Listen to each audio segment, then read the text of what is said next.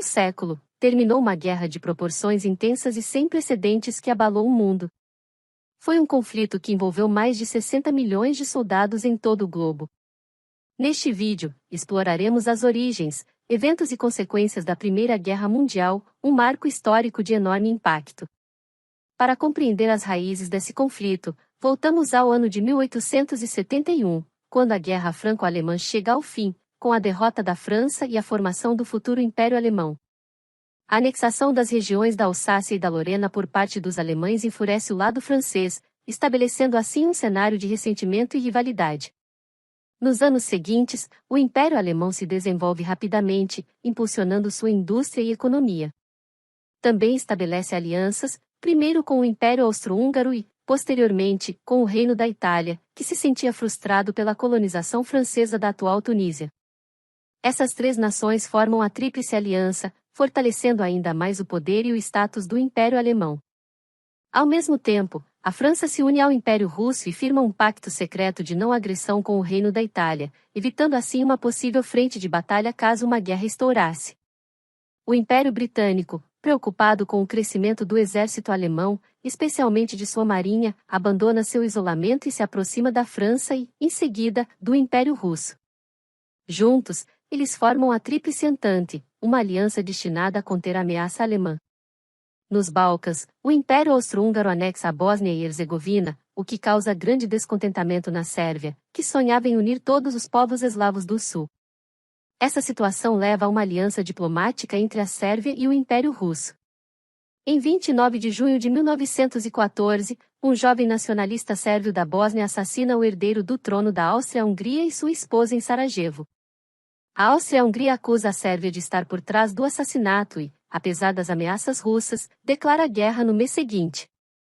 Em poucos dias, o conflito se espalha entre os países da Tríplice Entente e da Tríplice Aliança, com a exceção inicial do Reino da Itália, que permanece neutro. O plano do Império Alemão é derrotar o exército francês, que se concentra no leste, através de um ataque pelo norte. Para alcançar esse objetivo, o Império Alemão invade o Luxemburgo e a Bélgica, violando sua neutralidade em conflitos. Os exércitos francês, britânico e belga são forçados a recuar. Temendo a captura de Paris, o governo francês se desloca para Bordeaux. No entanto, o exército alemão se afasta da cidade, continuando seu cerco ao exército francês. Nesse momento, eles são atacados pelos flancos pelo exército francês, o que os obriga a recuar para o norte, marcando o fracasso do plano Schlieffen. O novo objetivo dos alemães é controlar os portos estratégicos de Calais, Dunquerque e Boulogne para interromper os suprimentos dos britânicos. O exército belga, em desvantagem, não consegue resistir ao avanço alemão. Na planície de Yser, a decisão é tomada de abrir os diques para inundar os polders e impedir o avanço do exército alemão. Com as tropas alemãs barradas em seu progresso, uma linha de frente é estabelecida, marcada pela construção de 700 quilômetros de trincheiras que se estendem do Mar do Norte à Suíça.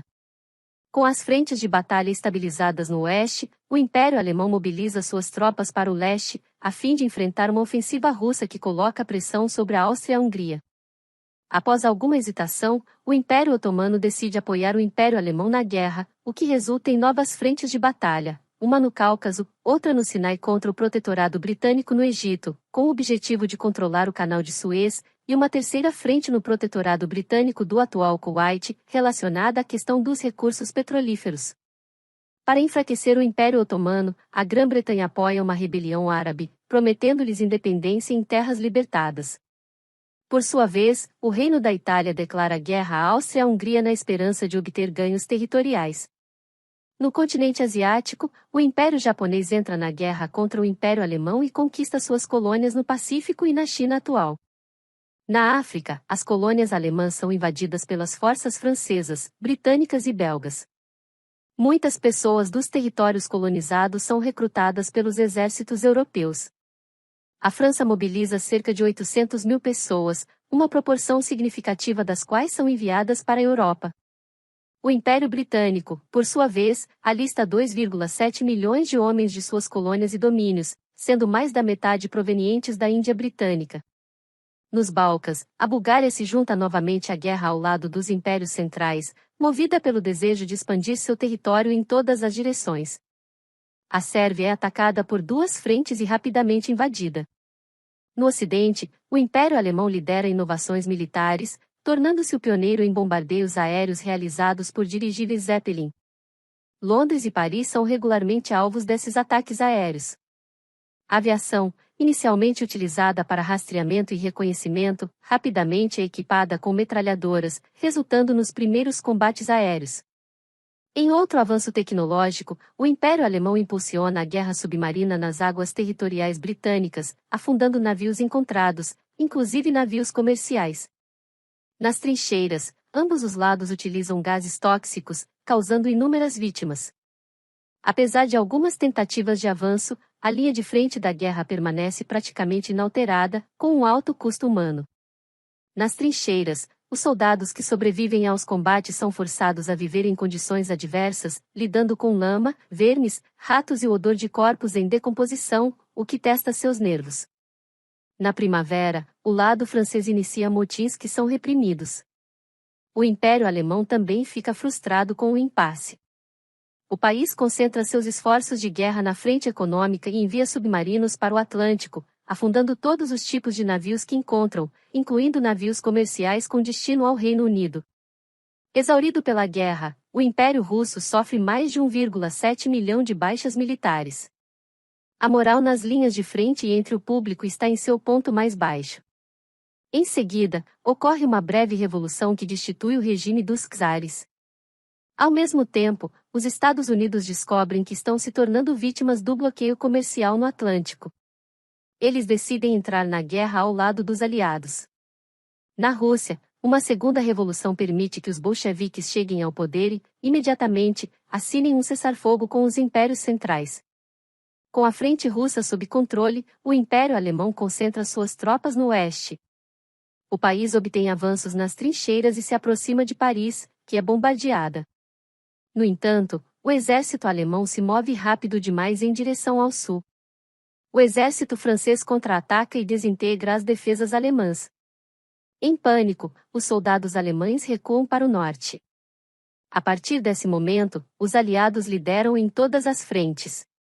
Na Alemanha, motins e uma onda revolucionária forçam o imperador a abdicar do trono, e um armistício é assinado, marcando o fim da Grande Guerra, que ceifou a vida de mais de 18 milhões de pessoas. Em 28 de junho de 1919, um tratado de paz é assinado em Versalhes. Os representantes alemães não são convidados e o país é forçado a aceitar todas as exigências dos vencedores. A Alemanha e seus aliados são responsabilizados exclusivamente pelas destruições causadas pela guerra e devem pagar uma pesada compensação. A Áustria-Hungria e o Império Otomano são desmantelados, abrindo caminho para a criação de novos países e regiões geopolíticas. No rescaldo da Primeira Guerra Mundial, a ordem mundial é reconfigurada. Surgem novos estados na Europa Central e Oriental, como a Polônia, a Tchecoslováquia e a Iugoslávia. O mapa do Oriente Médio também é redesenhado, com as potências coloniais europeias exercendo controle sobre a região. Os efeitos da guerra são sentidos por décadas e estabelecem as bases para o surgimento de futuros conflitos, incluindo a Segunda Guerra Mundial. A Primeira Guerra Mundial deixou um legado duradouro, tanto em termos de perdas humanas como de mudanças políticas e territoriais.